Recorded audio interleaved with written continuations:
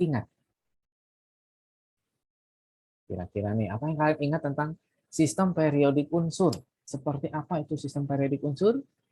Ya, silakan. Kalau ada yang tahu ingin menyampaikan, nggak usah malu-malu, langsung aja kemukakan.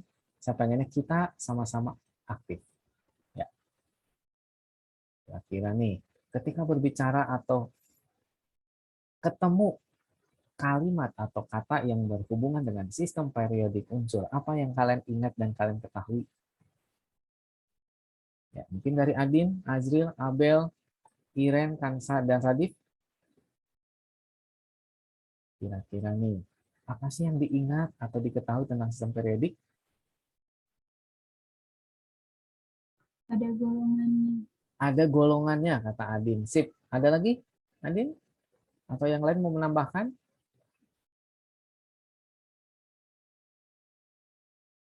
Ada golongan, betul. Tapi nggak hanya terbatas di golongan. Ada yang lain lagi. Atau yang teringat ketika ketemu sistem periodik itu, bayangan kalian apa sih?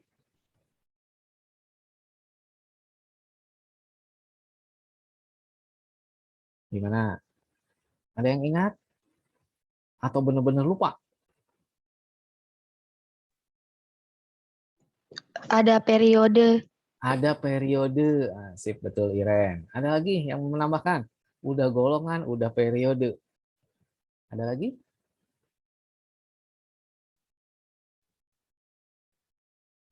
Masih belum lengkap. Atau yang paling mudah ketika ketemu kata sistem periode itu apa sih? Selain periode golongan, kalau saya yang teringat paling mudah tentang sistem periodik itu adalah tabelnya. Ada tabel periodik nggak? Ada. Ingatnya yang kotak-kotak gitu ya, bahkan ada yang warna-warni kan gitu. Nah, ingatnya sistem periodik pasti itu. Nah, di dalam tabel itu ada tadi yang disebutkan Adin, ada golongan, kemudian ada periode yang disampaikan oleh Iren, dan ada satu lagi mungkin yang hal ini mungkin selalu terlupakan. Bukan satu lagi, dua lagi lah. Ada dua lagi yang sering terlupakan. Yang pertama ada istilah yang disebut blok, gitu ya. Nah, blok itu nanti saya jelaskan dan sifat-sifatnya. Sifat-sifatnya yang seperti apa? Ada istilah jari-jari atom, keelektronegatifan, energi ionisasi, afinitas elektron, gitu ya. Kemudian sifat logam non logam, sifat asam basa, reduktor, oksidator. Nah, semua ada dalam tabel periodik. Nah, kenapa disebutnya sistem? Karena punya keteraturan, gitu ya. Jadi pengelompokan unsurnya berdasarkan keteraturan. Nah, pertanyaannya dasar lagi. Kenapa sih harus ada atau dibuat sistem periodik si unsur-unsur ini? Nah, ada yang tahu jawabannya? Kenapa harus dibuat? Kenapa sih nggak dibiarkan aja, gitu ya? Nah, tujuannya apa? Ini tujuan mendasar dan harus kalian ketahui juga. Kenapa harus ada sistem periodik? Sebenarnya mudah banget. Ya, mudah bangetnya gimana? Ingat, unsur dalam alam ini jumlahnya sedikit atau banyak? Kira-kira nih, unsur dalam alam ini Banyak. banyak. Kalau banyak berarti mudah nggak kita ketahui dan kita hafalkan? Enggak. Tidak. Nah, setiap satu unsur dengan unsur lain punya ciri yang sama atau tidak? Beda. Yakin? Beda semuanya? Hmm. Yakin? Beda semuanya? Ada kesamaan nggak kira-kira nih dari unsur-unsur yang ada? Ada yang sama, ada yang beda. Iya sih, betul. Ada bagian yang sama, ada bagian yang berbeda. Maka kita kelompokkan kesamaannya, yang bedanya di bagian mana. Nah, itu kita harus ketahui. Nah, karena keteraturan, maka dibuatlah sistem. Jadi, pengelompokan ini tujuannya apa?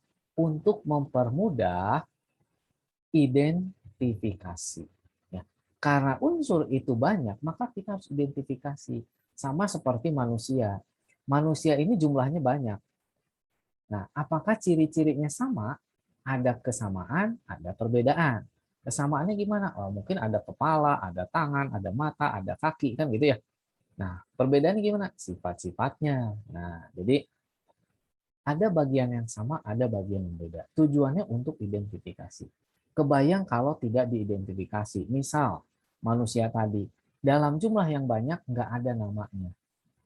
Mudah nggak kalau kita panggil dan kita sebut? Sebutlah, hey. Nah, yang noleh akan berapa banyak? Satu orang atau banyak kan? Kalau manusia nggak diberi nama. Tanyakan. Banyakan.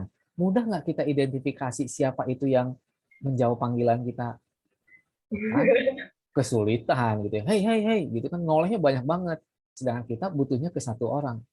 Hey, itu kamu kan susah gitu ya. Makanya harus kita identifikasikan. Minimal ada nama dulu. Nah, namanya apa, sifatnya gimana, cirinya gimana, juga kita harus ketahui. Nah, itu adalah latar belakang pembuatan sistem periodik unsur. Dan sistem periodik unsur ini ada beberapa teori yang menjelaskan. Cuma teorinya tidak akan kita bahas, gitu ya. Itu lebih hafalan yang bisa kalian baca sendiri dari sistem pengelompokan unsur dari yang non ilmiah. Jadi non ilmiah sampai yang ilmiah atau yang saat ini kita gunakan.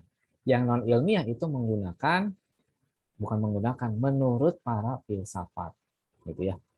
Nah, jadi para filsuf ini dia hanya mengemukakan apa yang dia pikirkan saja tanpa bukti-bukti ilmiah. Nah, gitu. Jadi kelompokan unsur dari zaman dulu sampai sekarang itu ada teorinya dan terus berkembang. Tapi untuk saat ini digunakanlah sistem periodik modern, gitu ya. Nah, jadi yang kita gunakan sampai sekarang sistem periodik modern. Sehingga untuk teorinya ini bagian pertama, jadi teori pengelompokan unsur bisa kalian baca atau pelajari sendiri. Nah, gimana yang kedua? Nah, inilah baru. Itu ada teori pengelompokan unsur. Berarti bagian keduanya itu ada pengelompokannya.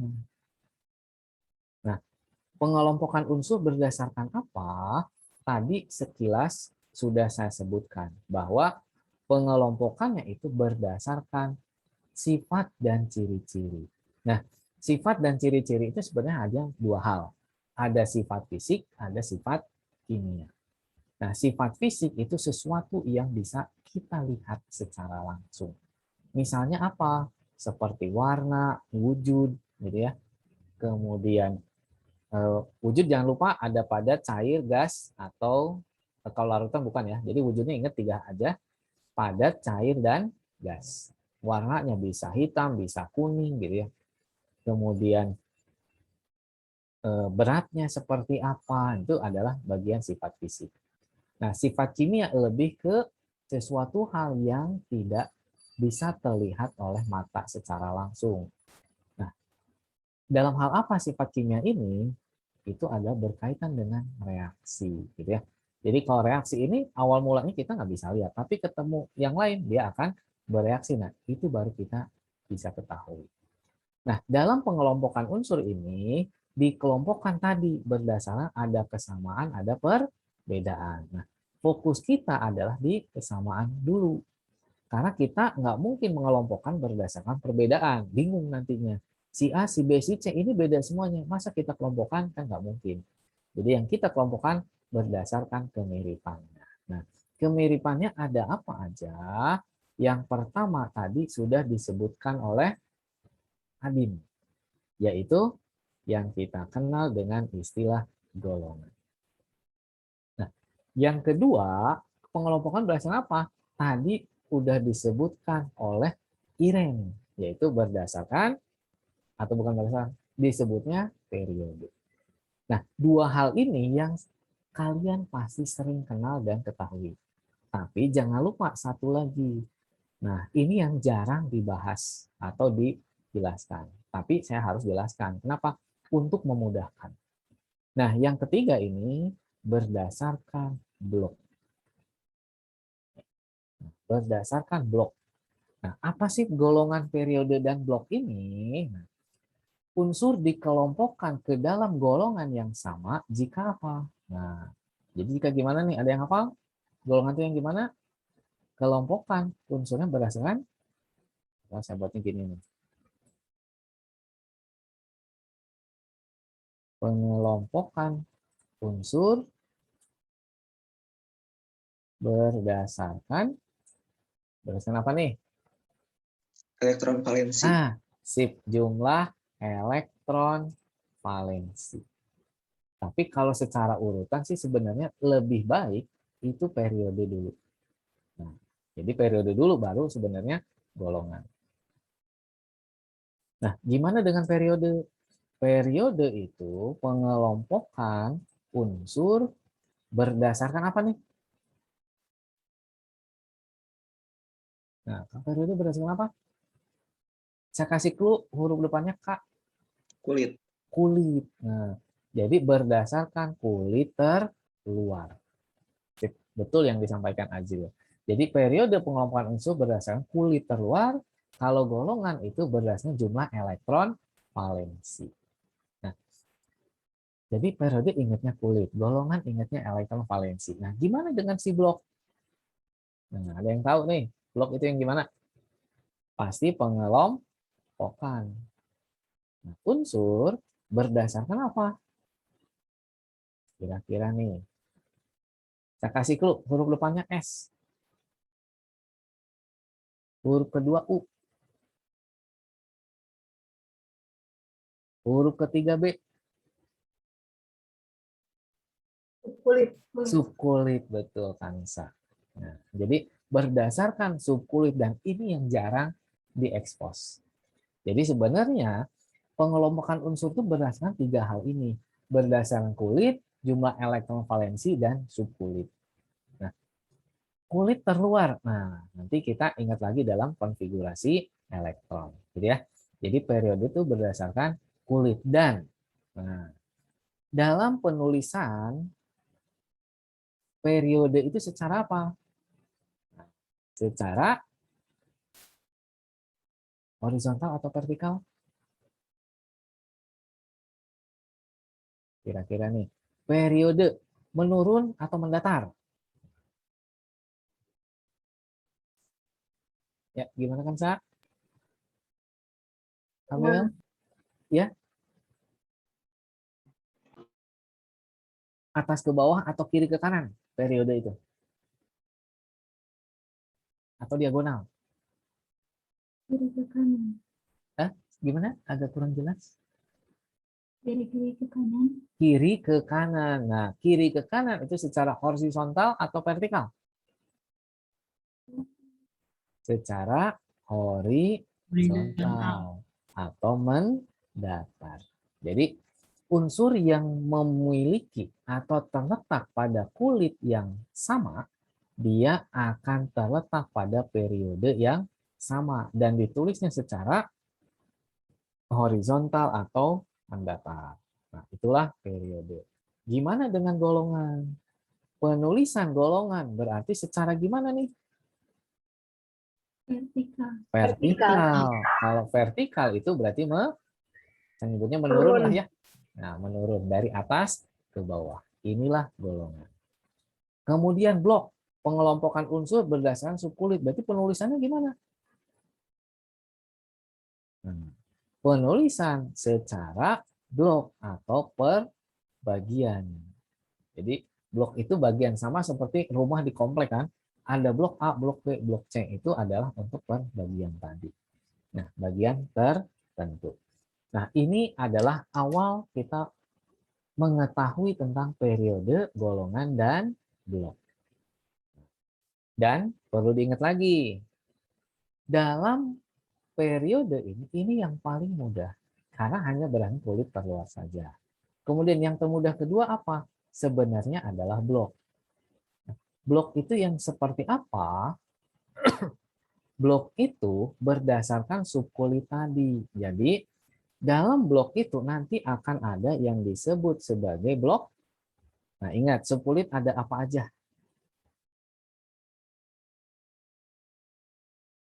SPDF.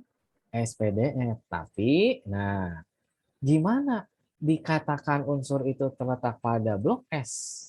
Nah, kapan unsur itu disebut atau terletak pada blok S? Ketika subkulit terakhir atau energi terbesar, jadi yang terakhir itu pasti energinya terbesar adalah subkulit S. Itulah yang disebutnya blok S. Kapan unsur itu disebutnya blok P? Ketika gimana? Yaitu subkulit yang terakhir dia adalah subkulit P. Jadi pasti P. Gimana dengan blok D? Nah, blok D itu pasti sama juga. Gitu ya. Jadi yang terakhirnya adalah D dan terakhir adalah blok F. Nah, ini yang terakhirnya adalah subkulit F. Nah, ini yang kadang suka terlupakan atau jarang terbahas, yaitu istilah blok. Periode yang paling mudah, jadi menulisnya secara horizontal, ingat kiri ke kanan, itulah periode. Kalau golongan vertikal menurun dari atas ke bawah.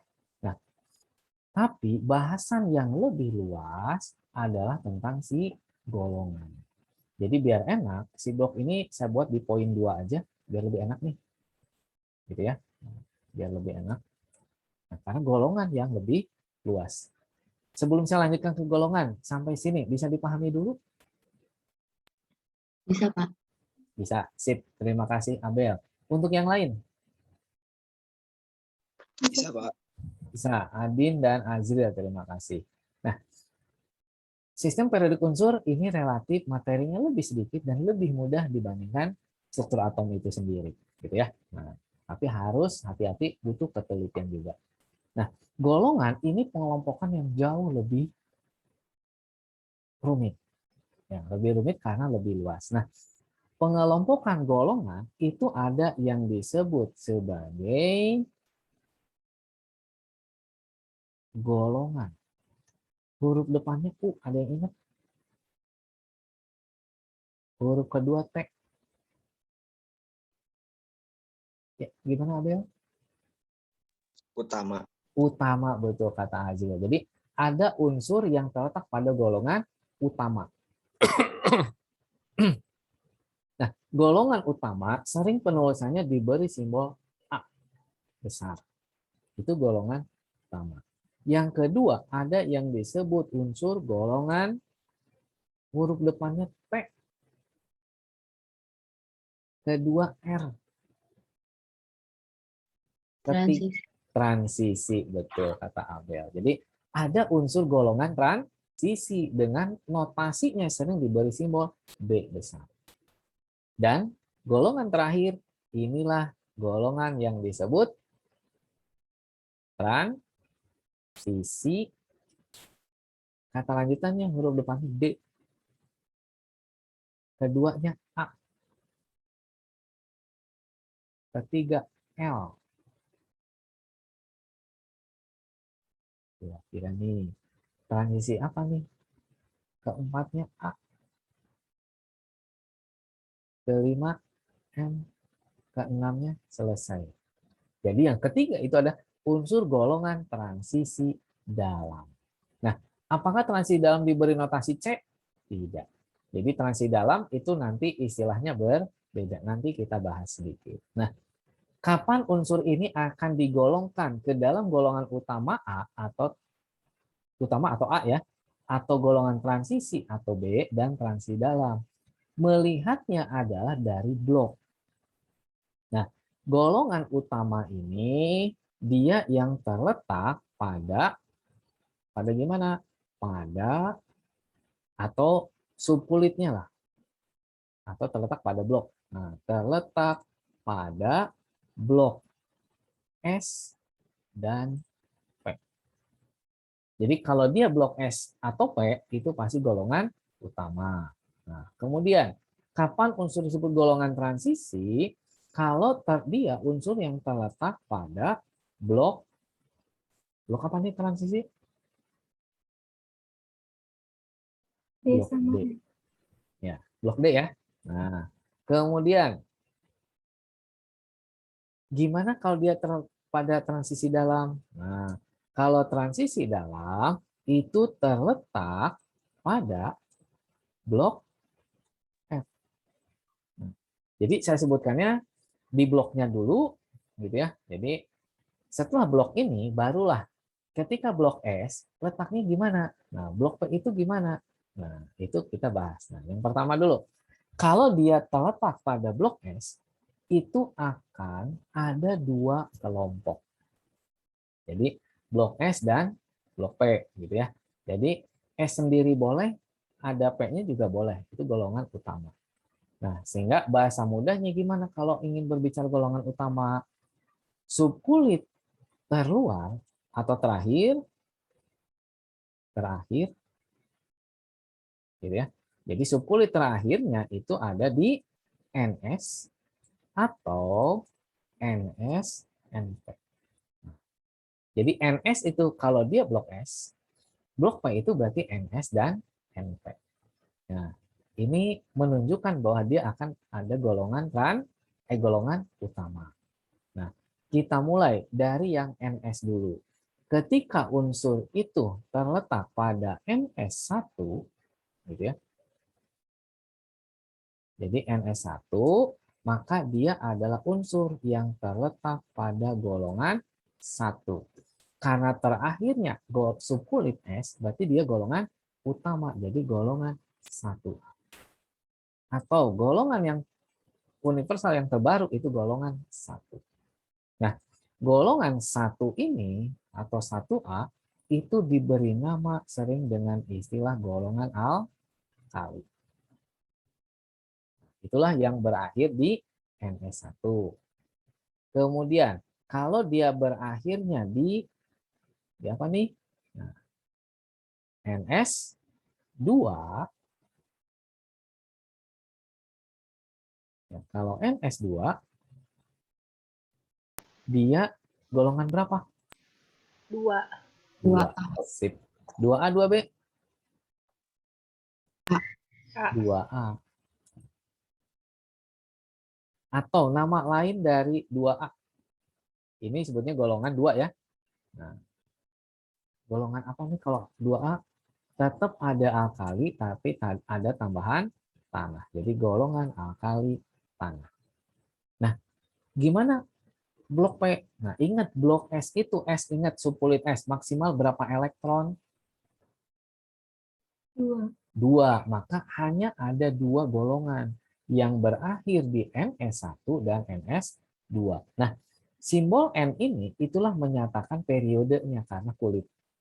Jadi simbol N itu nantinya periode atau kulit. Nah, sekarang gimana blok P?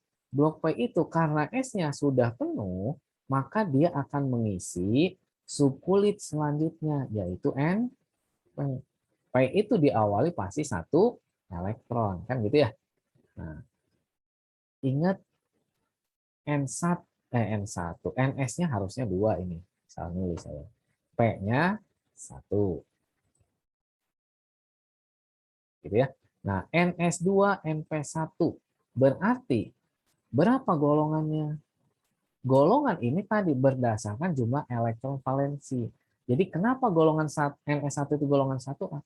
Karena elektron valensinya 1. Golongan 2A, kenapa? Karena di NS2 elektron valensinya 2. Nah, yang simbol di atas ini, inilah menunjukkan jumlah elektron valensi. Gitu ya. Nah, jadi jumlah elektron valensi itu yang warna merah. Nah, jadi golongan berapa nih NS2 NP1? Golongan 3. A atau B? Tetap A, karena bahasan kita adalah golongan utama. Dan golongan 3A ini bukan golongan 3, melainkan golongan 13. Gitu ya. Nah, nanti ketika ketemu nanti saya jelaskan kenapa 1, 2, 13 gitu ya. Nah, golongan 13 atau 3A ini sebutnya ada golongan atau kelompok boron aluminium. Itulah NS2, NP1. Selanjutnya, NS2, NP-nya menjadi 2. Gitu ya. Nah, golongan berapa nih? Golongan 4A, betul. Atau golongan 14. Dan 14 ini namanya sering disebut golongan karbon silikon. Nah, itu adalah 4A. Selanjutnya, udah 4A pasti ada NS2, NP3. Inilah golongan berapa nih? 5A atau golongan 15 yang biasa dikenal dengan golongan nitrogen fosfor. Gitu ya. Nah, selanjutnya NS2, NP4. Nah, inilah kita kenal dengan golongan 6A atau golongan 16. Dan biasa disebutnya kelompoknya apa? Adalah kelompok oksigen sulfur. Dan selanjutnya tinggal tambahin berarti NS2, NP5. Nah, dia unsur yang terletak pada golongan 7A atau golongan 17 dan sering dikenal dengan istilah apa nih? Biasanya paling mudah diingat nih. Selain alkali dan alkali tanah adalah golongan yang 7A ini. Kira-kira masih ingat golongan apa 7A disebutnya? Halogen. Halogen. Sip. Jadi 7A unsur golongan halogen. Dan terakhir di NS2NP6. Dia adalah unsur yang terletak pada golongan 8A. 8A. 8A atau golongan 18. Nama lainnya, nah ini paling mudah juga. Gas mulia. Gas mulia. Ya, inilah unsur-unsur yang terletak pada golongan utama atau A. Jadi ingatnya adalah subkulit terakhir di golongan A itu adalah NS dan NS atau NS dan NP. Gitu ya. NS NP. Nah, ini yang harus kalian ingat kembali. Tapi relatif ini mudah. Kemudian, gimana dengan golongan transisi? Golongan transisi itu yang terletak pada blok D. Nah, blok D ini terletaknya gimana? Nah, terletaknya dia terletak bukan di NSNP melainkan NS ya, dan N-1D. Jadi terletaknya di NS dan N-1D. Kenapa NS dan N-1D? Gitu ya. Nah, ingat lagi dalam konfigurasi elektron menurut Aufbau. Ada urutannya, jangan lupa. 1S, 2S, 2P, 3S, 3P, 4S, 3D. 4S, 3D. 4S, S-nya terletak pada kulit keempat. 3D, D-nya terletak pada kulit ketiga. Berarti N-1. Jadi kulit D ini pasti lebih kecil selisihnya 1 dibandingkan subkulit S. Makanya NS N-1D. Nah, si NS N-1D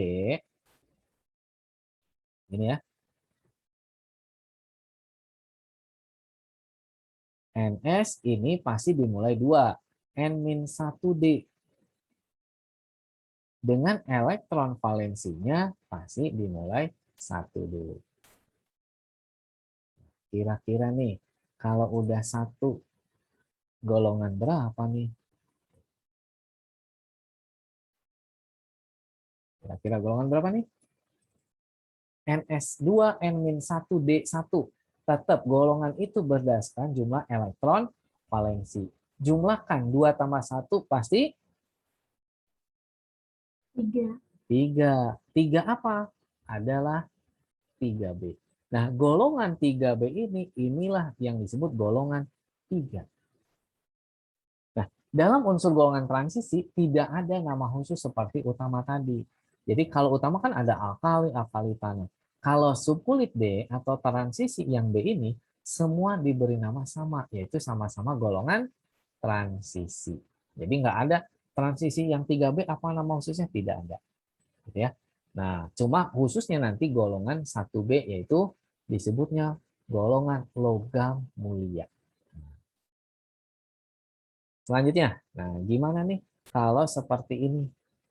NS2 N-1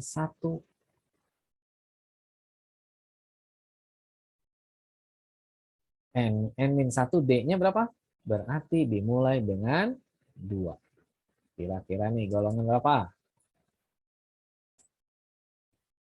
4. A atau B? Pasti B, karena bahasan kita tentang transisi. Dan ini sering dikenal dengan golongan 4.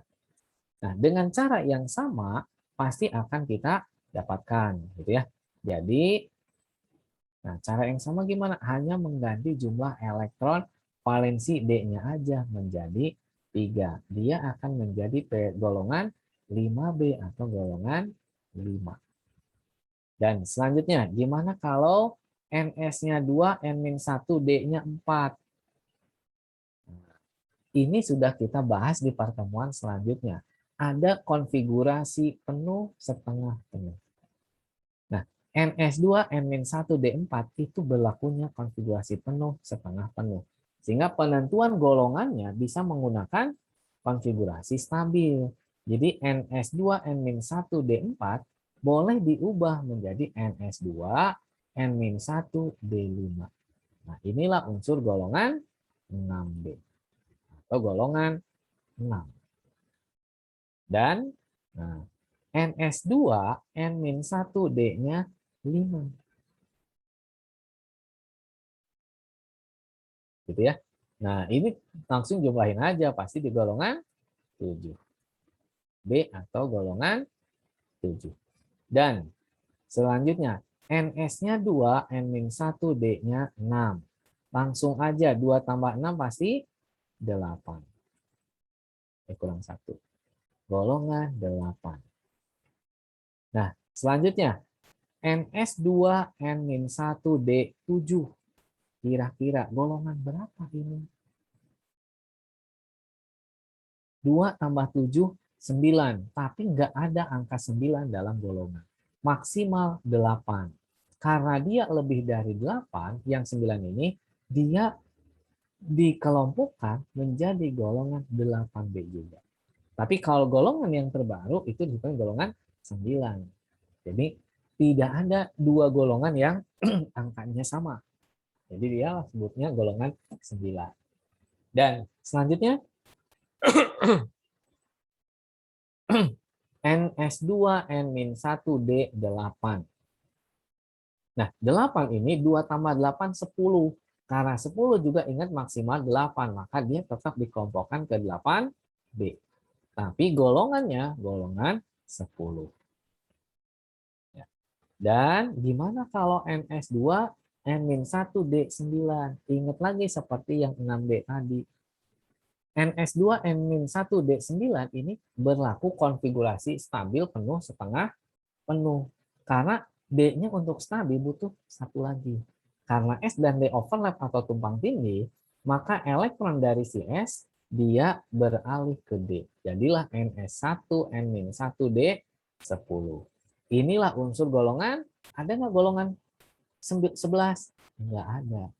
Dan karena 11 ini lebihnya 1 dari yang D stabil, maka bukan golongan 8B atau 9B, melainkan balik ke golongan 1B. Dan inilah unsur terletak pada golongan 11. Ya, nah, ini adalah 1B. Dan terakhir di D, kenapa D ini terakhir di sini? Karena D itu berakhir di 10. Ya, karena tadi S-nya hanya 1, berarti sekarang penuhnya. NS2, N-1, D10 itu golongan, setelah tadi 1B, pasti ini 2B. Yang kita kenal sebagai golongan 12. Nah, yang harus kalian waspadai ada di sini.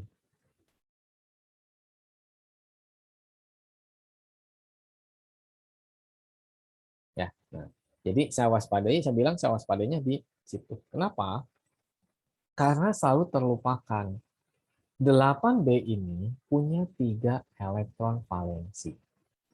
Jadi ini yang harus hati-hati. Ya, nah, jadi 3 golongan ini harus kalian cermati dan hati-hati. Ya, sampai sini bisa dipahami dulu? Atau ada pertanyaan dulu, silahkan.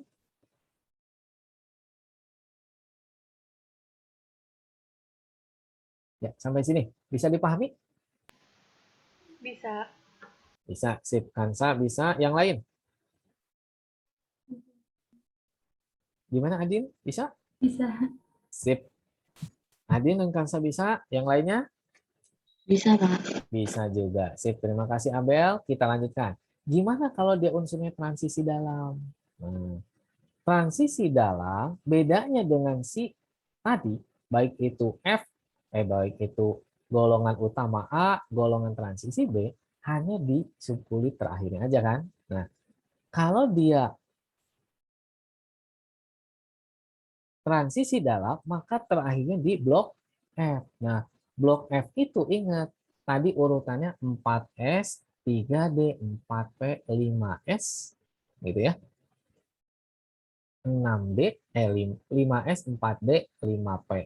6S, 4F. Nah, 6S, 4F berarti kulit S dan F itu selisihnya 2. Jadi ini bukan N-1, tapi N-2F. Nah, ini besar ya? Nah, F. Nah, N-1, NS, N-2F. Nah, dalam golongan transisi, itu tidak golongan spesifik seperti A dan B. Dia hanya terbagi menjadi 2 golongan. Nah, 2 golongan gimana? 2 golongan kalau seperti ini.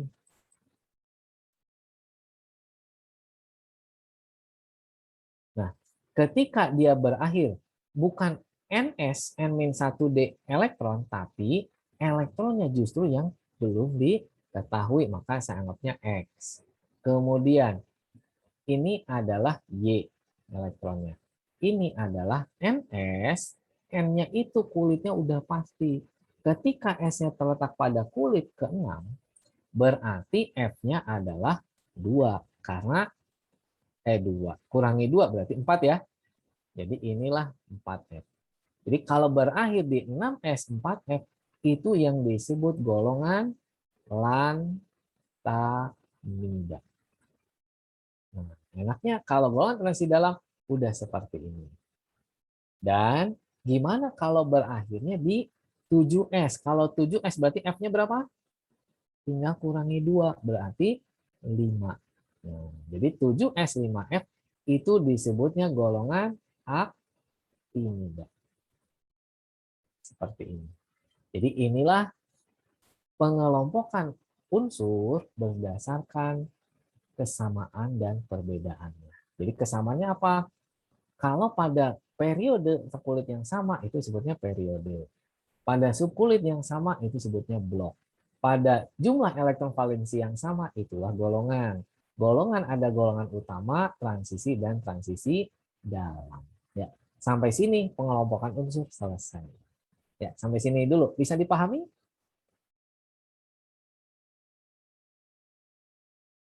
Bisa?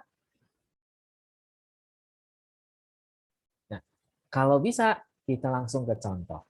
Dengan contoh konfigurasi yang pernah kita buat.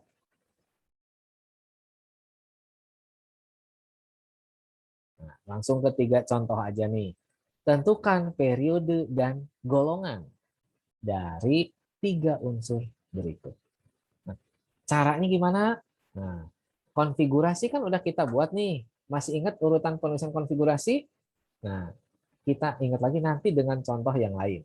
Ini biar mudahnya di sini. Ada Mg dengan nomor atom 12.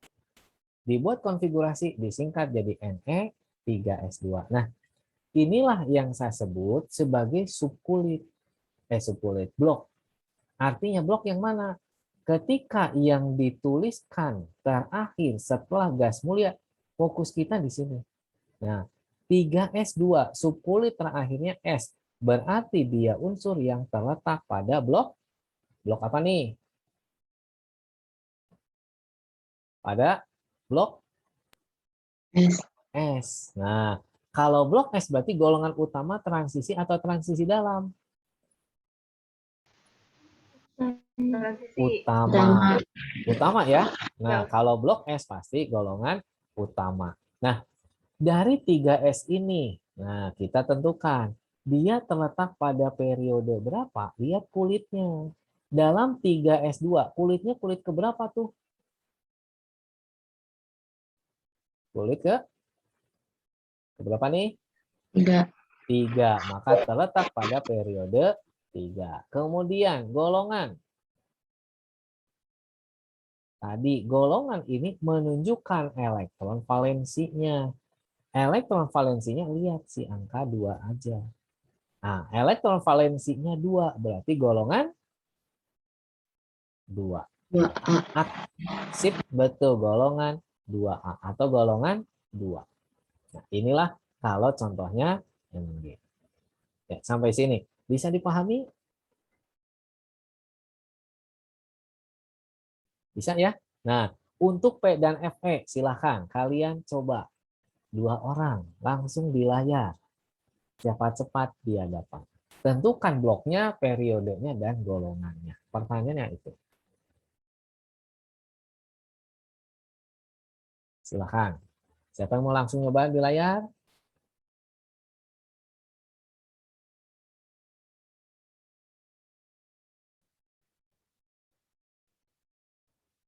Ya, langsung coba di layar. Siapa yang mau nyoba?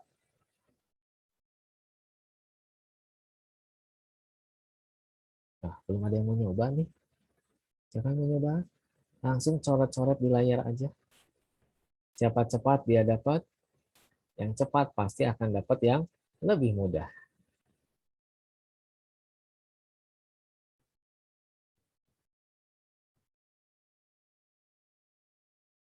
Yuk, langsung coret-coret di layar. Kalau belum tahu caranya, cari di menu zoom-nya atau di view screen, ada pilihan atau simbol pensil, tulisannya annotate. Klik, boleh dengan sip, boleh dengan teks, boleh dengan coretan. Sip. Jadi jawaban dari Abel nih. Betul ya Abel ya? Yang P katanya 3S2, 3P3, dia terletak pada blok P. Betul. Kenapa? Ini betul. Karena yang terakhirnya adalah di subkulit P. Ya. Jadi subkulit P ini maka bloknya adalah P. Betul.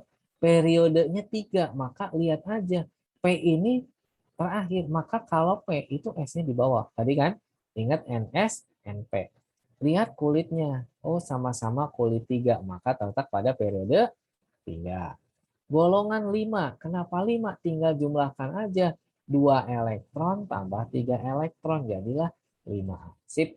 Jawaban Abel. Betul. Nah, gimana dengan jawaban Ajril di FE? Terakhirnya adalah subkulit D. Maka terletak pada blok D. Betul? Kalau subkulit D terakhir, maka S-nya di bawah. Atau bahasa mudahnya gini. Subkulit apapun yang ada, S pasti ikut. Nah, kita lihat. Kita lihat ke atas lagi. Nah, saya ulang. Ketika berbicara blok S, maka hanya S. Ketika berbicara blok P, maka ada S. Jadi NS, NP. Berbicara blok D, ada S juga. NS, N-1D. Blok F juga sama. Ada S dan F. Sehingga mudahnya gimana? Apapun subkulit terakhir, S itu pasti di bawah. Nah, itu biar mudah.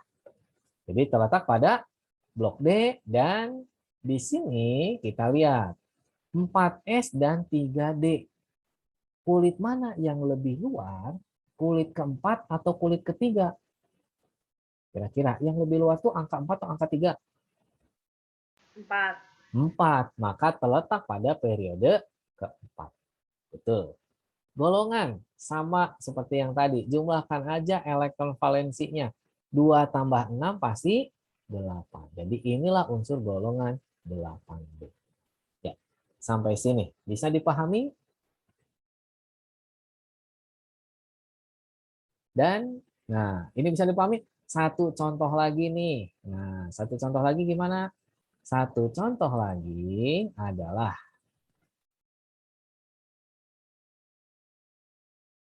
saya pengennya lengkap nih. Bisa geser dulu ke atas. Biar nggak mengganggu.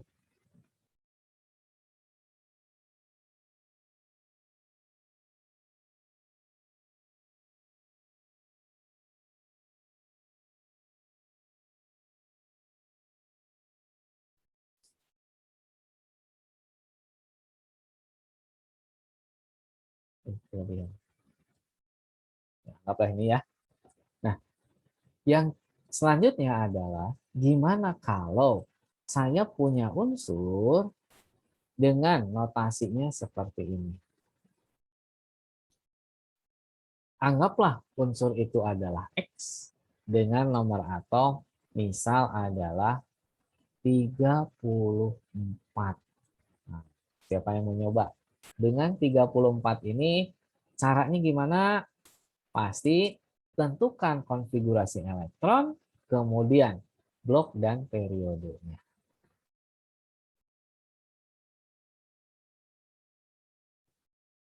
Gimana? Silakan dicoba. Siapa yang mau nyoba? Langsung coret-coret di layar.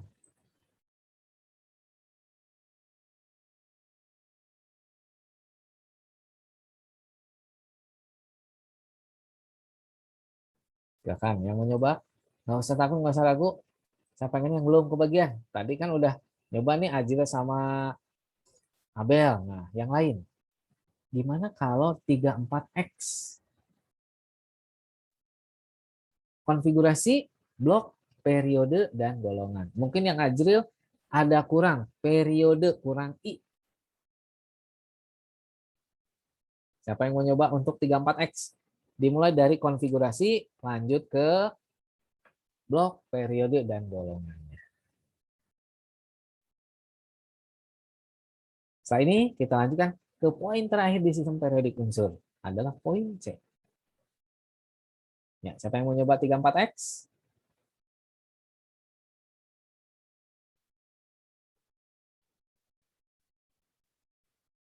Dari konfigurasinya dulu, singkat dengan gas mulia, boleh. Itu lebih mudah dan lebih cepat. Ingat lagi, gas mulia apa yang sudah dilewati dan terdekat? Silahkan tuliskan. Siapa yang mau nyoba?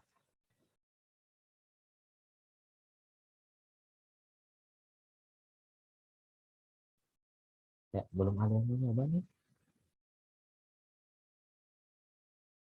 Dari Adin, Kansa, Iren, sama Radif. Silahkan, yang mau nyoba. Kok Iren nggak ada lagi ngilang?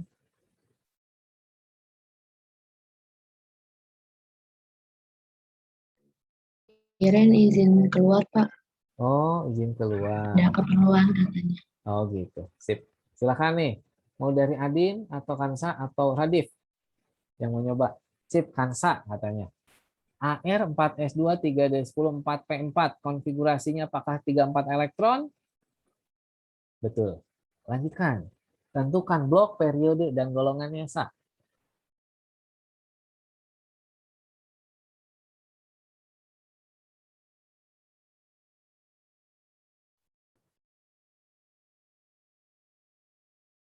Terletak pada blok apa sah? Si X itu.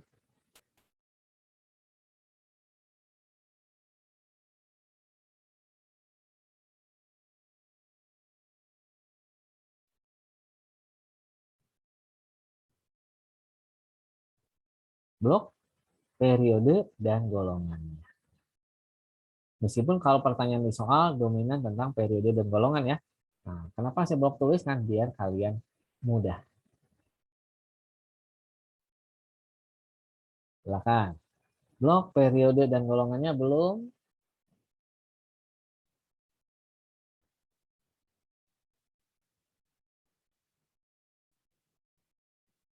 Ya, gimana kan Sa? Tinggal lanjutkan aja kan Sa?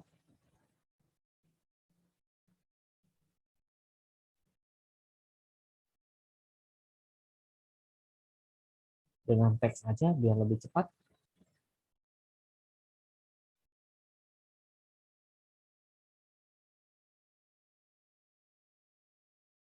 Terletak pada blok apa?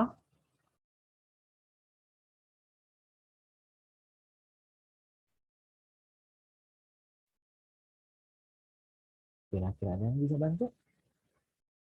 Atau kan saya ada kendala di jaringan atau gimana?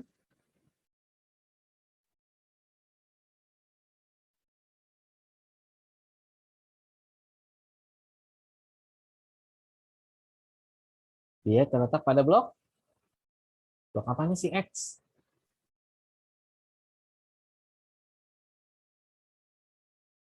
Sip.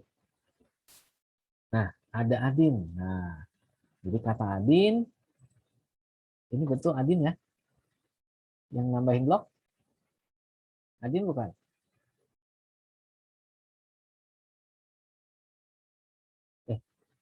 Ini siapa nih yang ini?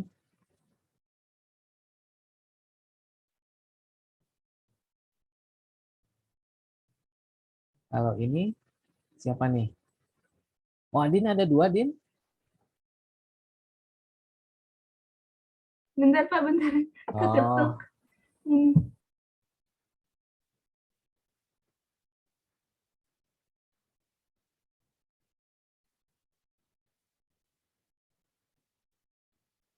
blok P betul, periode 4 betul, golongan Din. Hati-hatinya di situ. Apakah golongannya 8B? Ada yang bisa bantu jawab? Atau koreksi jawaban Adin? Nah, blok dan periodenya udah betul. Tinggal golongan, hati-hati. Golongan berapakah itu? 6A ya, Pak. 6 A. A, betul Radif. Kenapa golongannya 6A? Nah, karena di sini Din. Nah, Adin udah betul sampai ke tadi ya. Kok hilang? Nah, jadi Adin udah betul sampai blok. Nah, ini terakhirnya P, berarti dia terletak pada blok P, betul.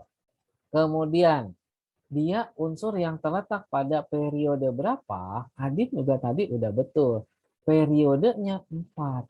Kenapa 4? Karena terletak pada kulit keempat. Gitu ya. Nah, ingat karena blok P, berarti S-nya juga harus dibawa. Nah, S-nya harus dibawa. Jadi sama-sama terletak pada kulit keempat. Dan golongannya gimana?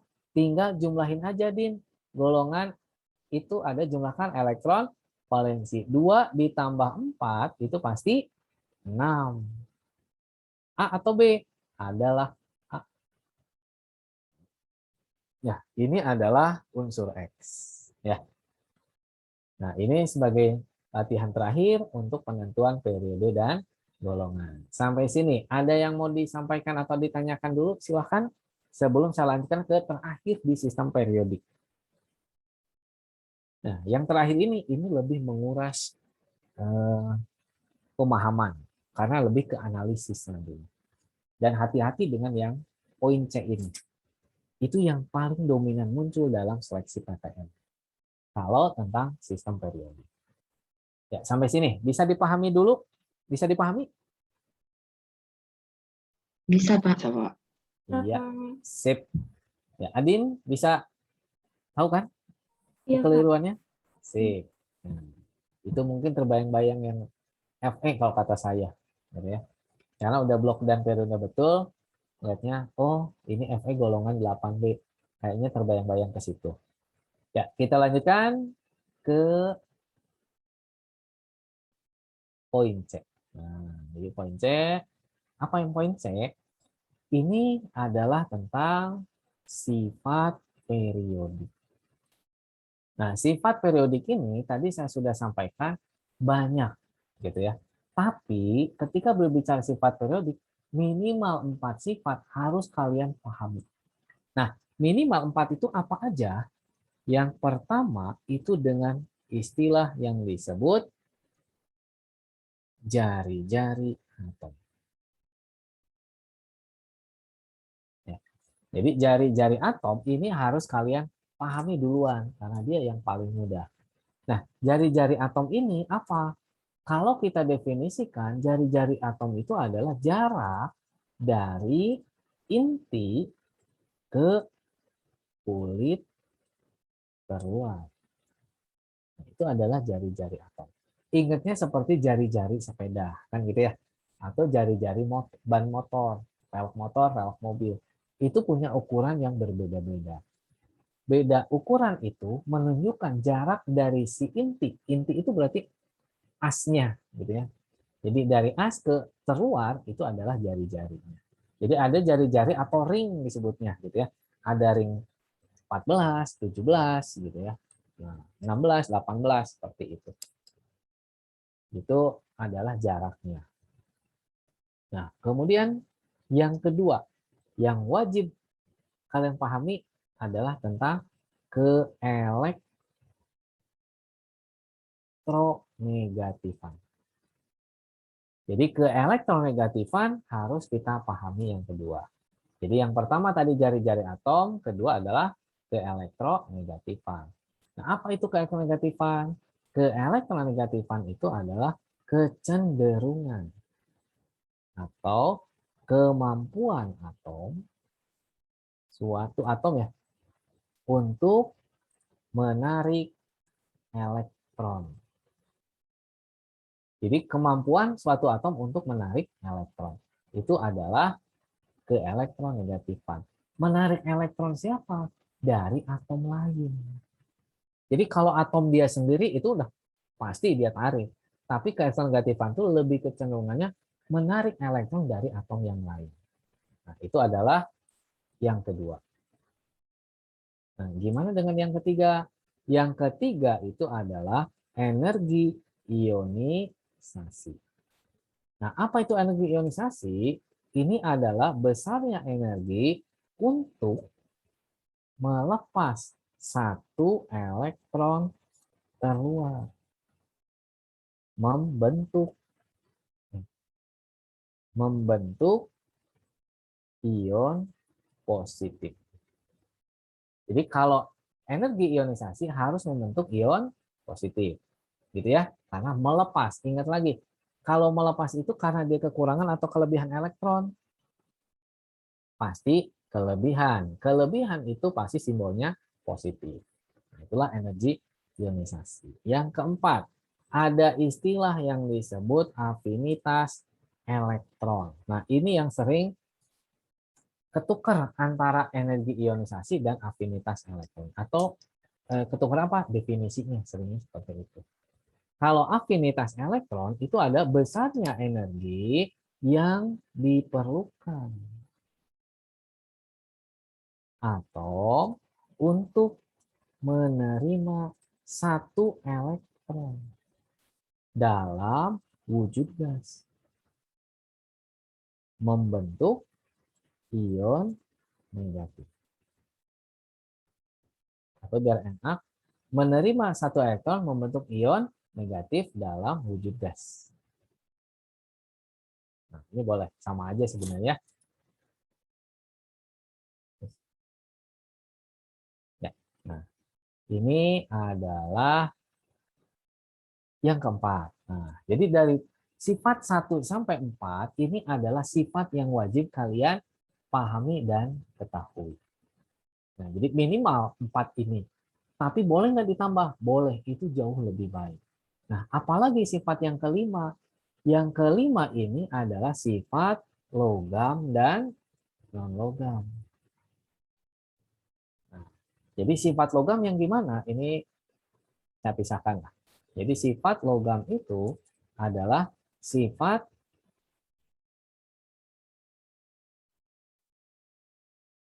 dari atom. Sifat atom yang mudah melepas elektron. Nah, itu sebutnya logam. Jadi sifat atom yang mudah melepas elektron. Cirinya apa? Cirinya elektron valensinya sedikit dan keras. Nah, ingatnya logam kan gitu ya?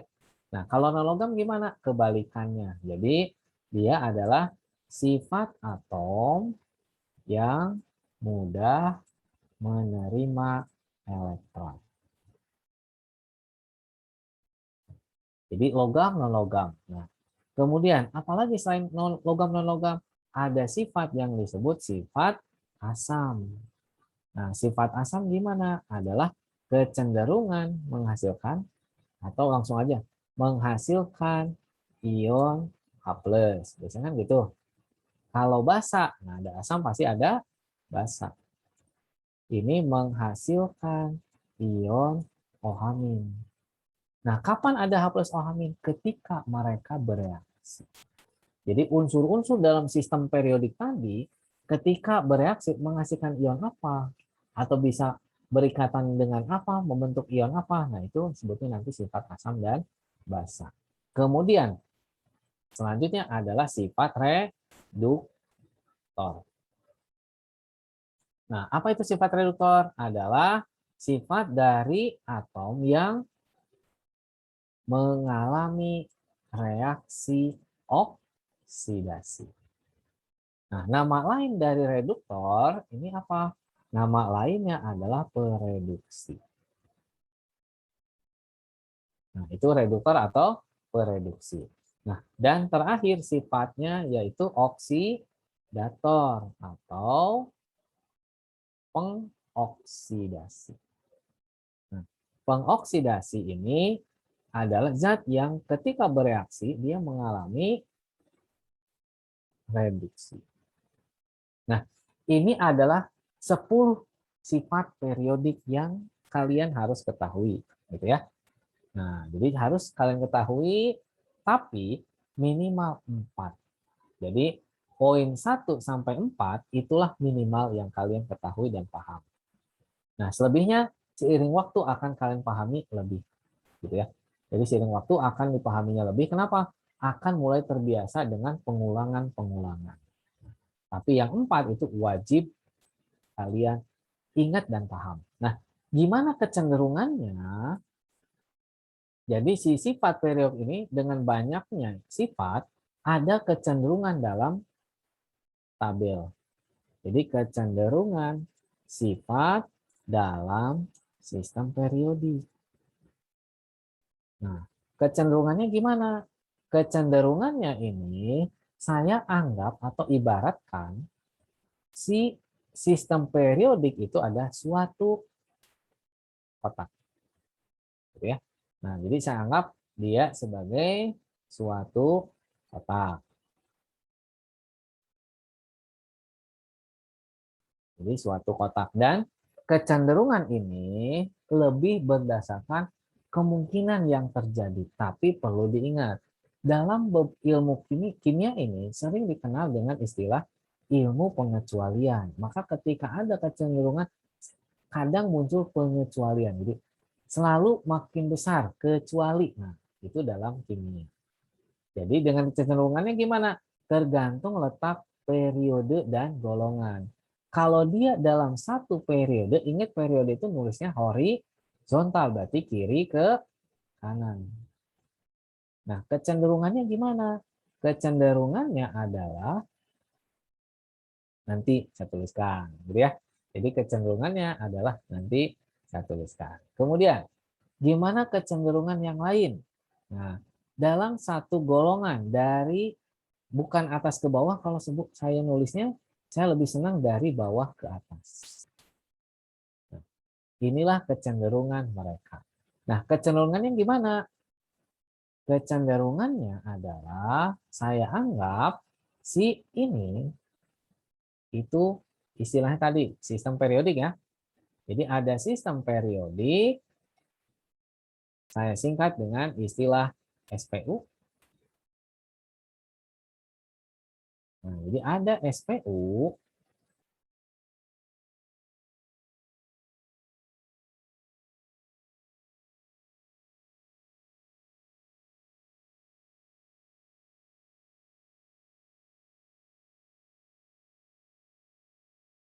bentar.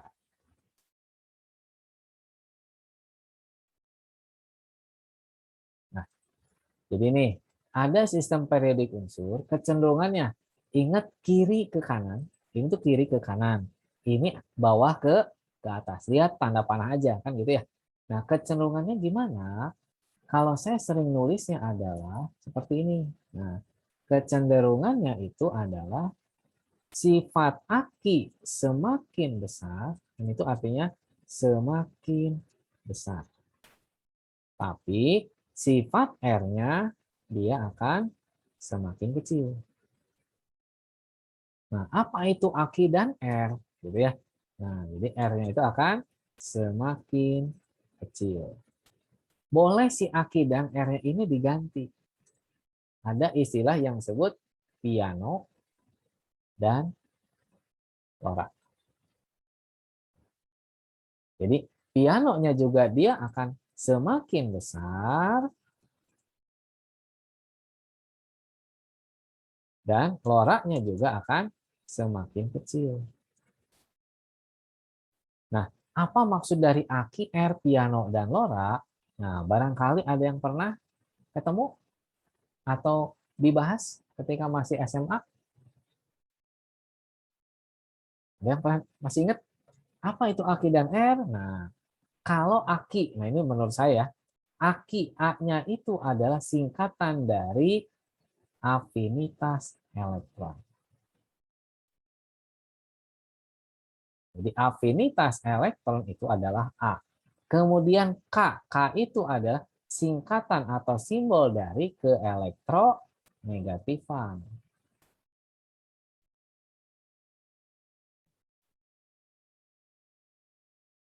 Gitu ya. Nah, kemudian I itu adalah simbol dari energi ionisasi. Kemudian R. Nah, R ini adalah simbol dari apa R? Itulah kita kenal dengan istilah jari-jari atom. Nah, gimana dengan piano? Nah, piano PI itu adalah potensial ionisasi. Mirip dengan energi ionisasi. Piano A-nya itu adalah afinitas elektron. M-nya itu adalah keelektronegatifan karena bahasa dari kata negatif. O-nya ini, nah ini tambahan, O-nya belum. O-nya itu berasal dari kata oksidator.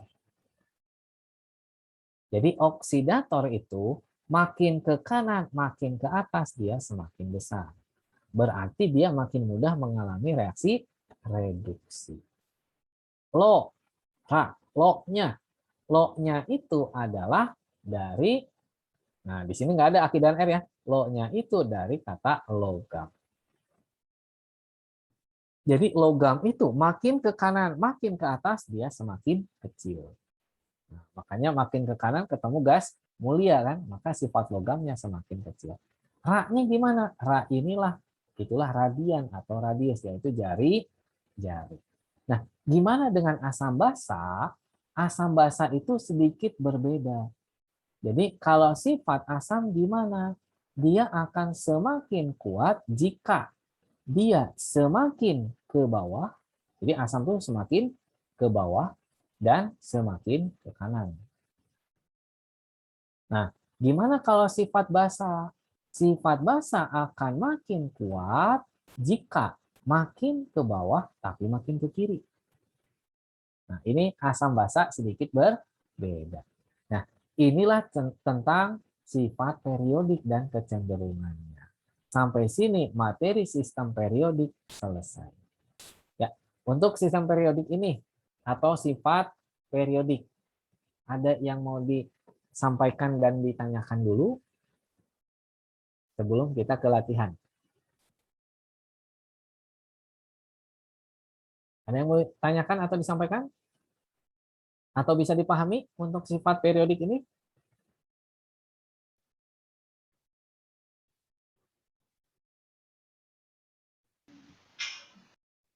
Ya, gimana kan, Sa? Bisa dipahami? Bisa. Bisa. Nah, tapi ingat, ini sebenarnya ada yang belum saya sampaikan. Ingat kenapa? Tadi saya pernah bilang, tadi itu ya.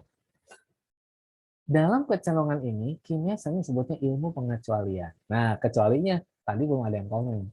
Kecualinya di mana? Ini belum saya bahas. Nah, dalam sistem periodik atau sifat kecenderungan sifat ini ada pengecualian di mana? Di dua hal, yaitu keelektronegatifan dan energi ionisasi. Untuk keelektronegatifan, pengecualian di mana?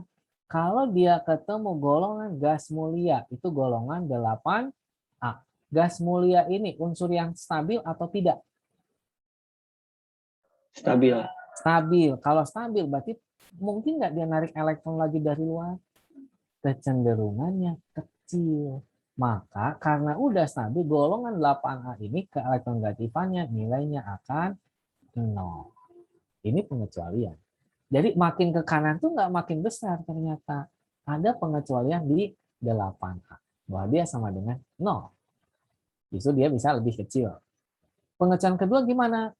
Energi ionisasi. Hati-hati di sini.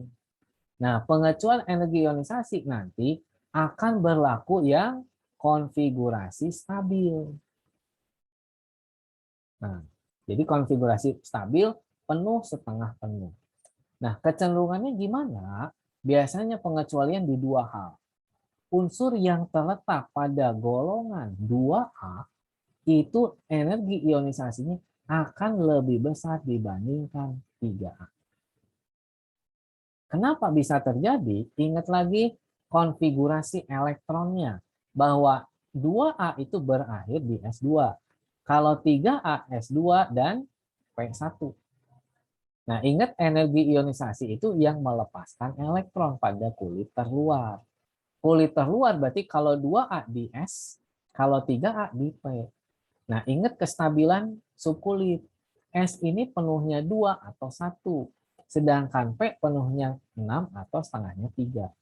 Maka ketika dia dalam kondisi yang stabil, elektron itu terikatnya lebih kuat. Maka ketika terikat lebih kuat, butuh energi yang lebih besar dalam melepaskannya. Sehingga enzim mana yang lebih besar? Yang 2A akan lebih besar daripada 3A. Kenapa? Karena S2 lebih stabil dibandingkan P1. Nah, inilah pengecualian di 2A dan 3. Tapi hati-hati, ada satu golongan lagi. Golongan apa? Adalah golongan 5A itu lebih stabil dibandingkan 6A. Kenapa bisa? Nah, ingat konfigurasi kembali. 5A itu berakhir di S2, P-nya 3. S-nya penuh, P-nya setengah penuh. Tapi kalau 6A, S-nya 2, P-nya 4. S-nya stabil, tapi P-nya enggak. Nah, sehingga elektron di P ini, yang 5A itu lebih kuat ikatannya. Bukan ikatan, daya ikat oleh inti terhadap elektron lebih kuat dibandingkan yang P4. Nah, inilah dua pengecualian dalam sifat periodik. Ya, sampai sini. Bisa dipahami?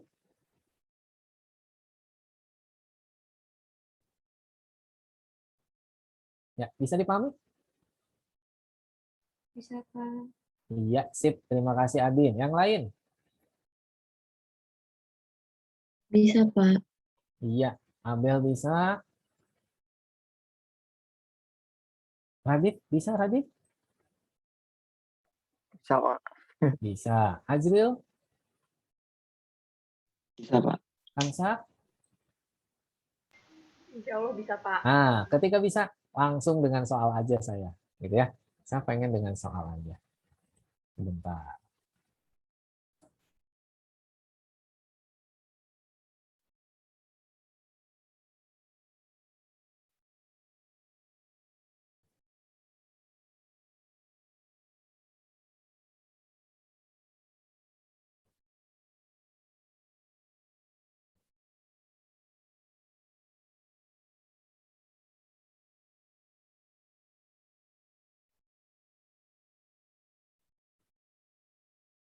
Ini udah di screenshot atau dicatat? Udah kan? Nah, Udah. kalau udah, saya clearkan lagi.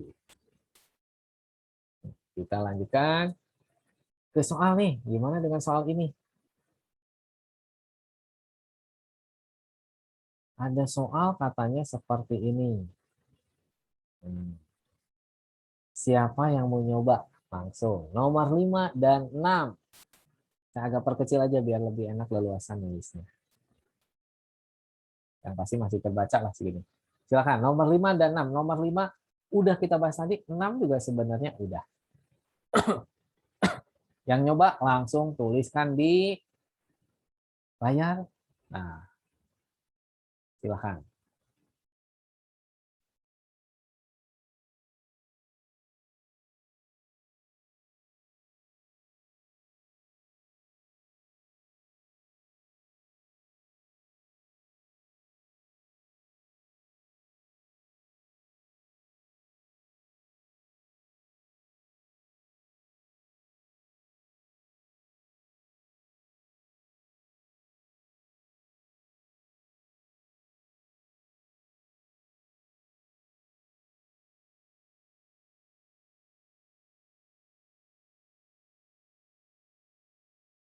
Ya, siapa yang mau nyoba nomor 5, nomor 6? Silakan, langsung coret di layar. Sip, nomor 6 Ajril katanya. Nomor 5 belum. Pada nomor 5 lebih mudah tuh.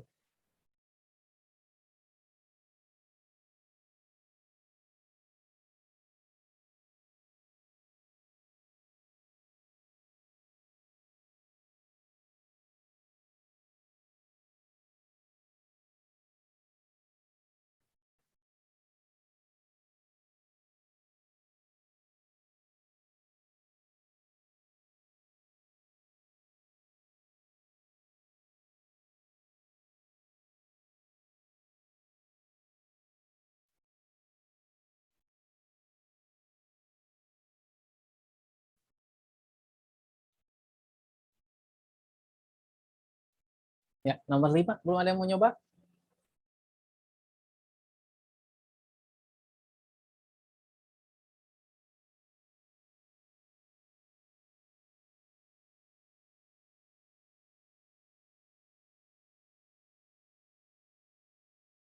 Nomor 6 Ajril nyoba katanya B. Nah, kira-kira apakah betul urutan jari-jari atom? Ya, nomor 5 Abel, silakan Abel.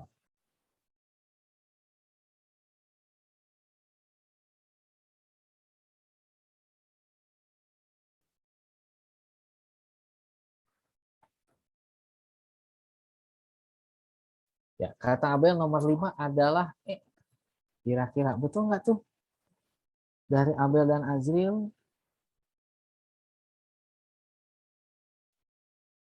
Ya, kita coba. Nah, kita bahas ya. Nah, nomor 5. Ketika pertanyaannya adalah apa? Adalah letak unsur pada periode dan golongan, lihat konfigurasi. Harus cek bloknya dulu, maka biar lebih mudah kan gitu ya. Blok apa yang terakhir? Ada subkulit D, berarti golongan transisi. Notasinya adalah B. Berarti tinggal A atau E. Udah. Opsi pilihan kita kan tinggal itu ya. Nah, langsung berapa kulit terluar? 4S 3D, berarti kulit yang lebih luar 4. Otomatis jawabannya E. Ya. Karena opsi A periodenya ketiga. Nah, untuk memastikan berapa jumlah elektron valensi? 2 tambah 2 aja. 2 tambah 2, 4. Betul. Jadi jawaban Abel betul adalah E. Nah, gimana dengan nomor 6? Ini Azil nyobanya langsung nih. Mungkin karena sudah hafal golongan atau periodenya, ini boleh. Tapi gimana kalau nggak hafal? Langkahnya sama, gitu ya. Kita buat konfigurasi elektron terlebih dahulu dari si O, dari si Na, dari si Cl, dan K. Kita buat konfigurasi elektronnya dulu. Setelah konfigurasi elektronnya kita buat, langsung tentukan periode dan golongannya. Nah, jadi 8. Nah, konfigurasinya gimana? Apakah kulit atau subkulit? Sebenarnya pilihan di kalian. Kenapa saya bilang pilihan? Kalau ada konfigurasi yang nomor atomnya maksimal 20, maka boleh dengan konfigurasi kulit. Ya, ini kan kebetulan semuanya di bawah 20 nih, maka kulitlah lebih cepat. Nah, kalau kulit cepat gimana? Nah, 8 itu berarti 26. Gitu kan?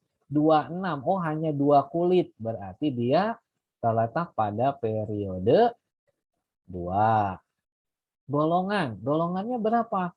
Ya, lihat elektron valensinya ini. 6. 6 itu berarti golongan 6. A atau B? A. Gitu ya. Karena kalau lebih dari 20 harus hati-hati. Dia ada kemungkinan transisi. Jadi kalau maksimal 20 itu udah pasti golongan A. Na berarti 2, 8, 1. Dia unsur yang terletak pada periode 3. Nah, golongannya golongan berapa? Adalah golongan terakhirnya elektron valens 1, berarti 1. Cl dengan cara yang sama 2, 8, 7. Berarti terletak pada periode 3. Golongannya adalah 7. Sip, dan satu lagi, K ini berarti 2, 8, 8, 1. Maka unsurnya terletak pada periode keempat, golongannya adalah 1A juga. Nah, di sini kita cek yang Azril nih. O di atas, oh berarti dia anggap periode paling atas, betul. Berarti dia periode 2. NaCl sama-sama periode 3, betul. Ini periode 3. K-nya sama, dia terletak pada periode ke-4. Golongannya, kenapa NaK paling kiri? Karena betul dia golongan 1A. Kenapa O-nya lebih kiri dari Cl? Karena golongan 6A, sedangkan Cl 7A. Nah, di sini ingat kecenderungan tadi. Makin ke kanan, makin ke atas, gitu ya. Sifat R itu semakin kecil. Siapa yang paling atas, paling kanan? Itu adalah O. Jadi jari-jari O lebih kecil dibanding paling kanan, paling atas. Berarti Cl. Lebih kecil dibandingkan Na, lebih kecil dibandingkan K. Ini kalau mau dibalik bisa. Jadi K lebih besar dari Na, lebih besar dari Cl, lebih besar dari O. Karena clo opsinya B, betul.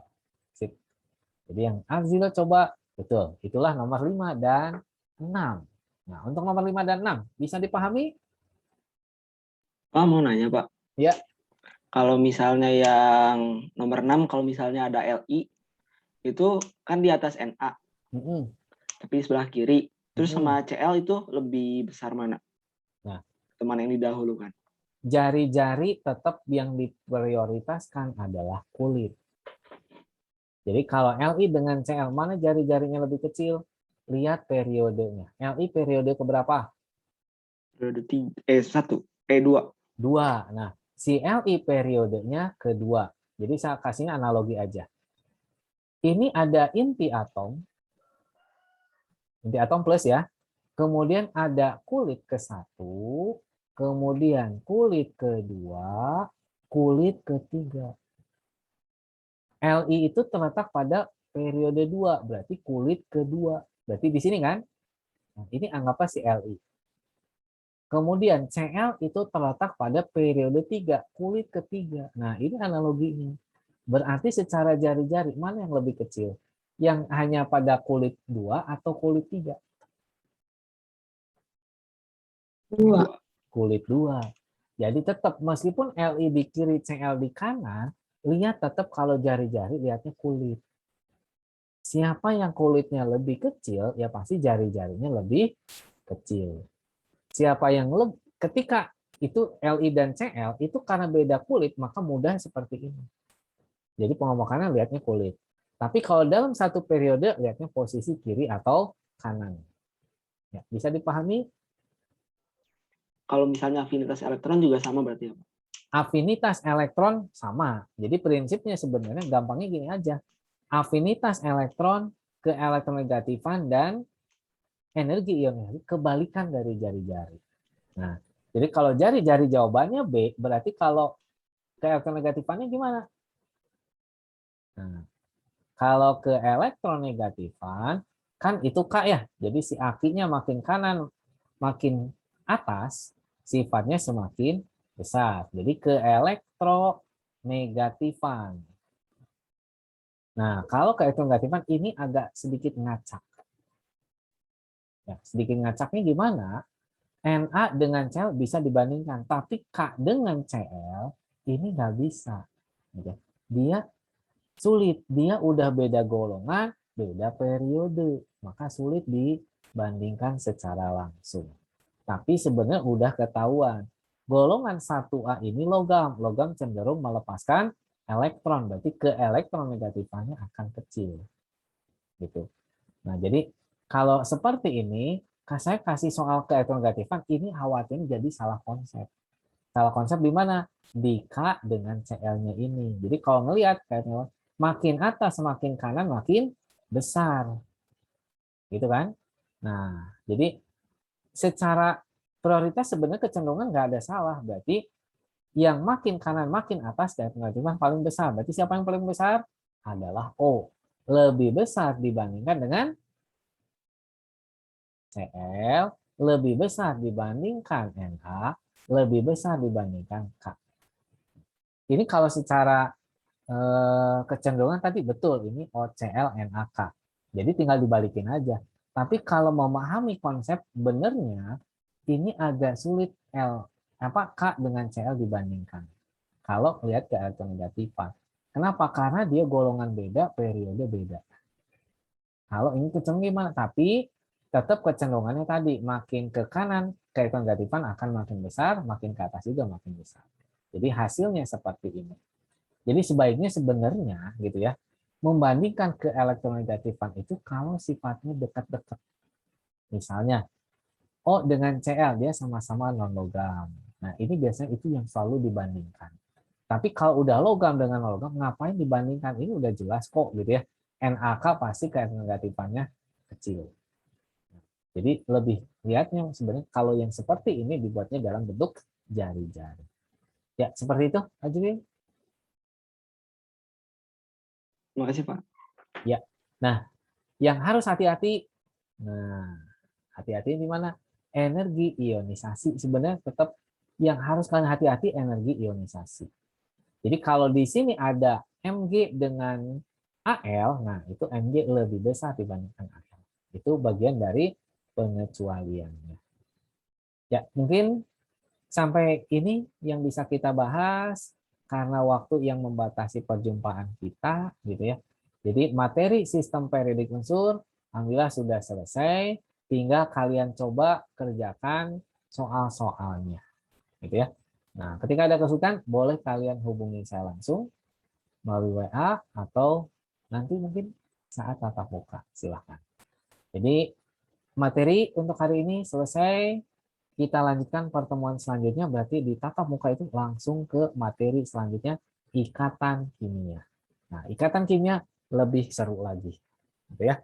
Nah, jadi hari ini sampai di sini dulu. Terima kasih atas perhatian dan kerjasama dari Adin, dari Azril, dari Abel, dari Kansa, dan Kadif. Ya, semoga apa yang kita bahas di pagi hari ini bermanfaat buat kita semuanya. Dan saya doakan kalian akan terus semangat, tetap sehat, dan yakin dengan apa yang kalian lakukan sekarang. Hasilnya akan memberikan yang terbaik di 2022. Kalian akan lulus di PTN 2022. Ya, sampai ketemu di pertemuan selanjutnya.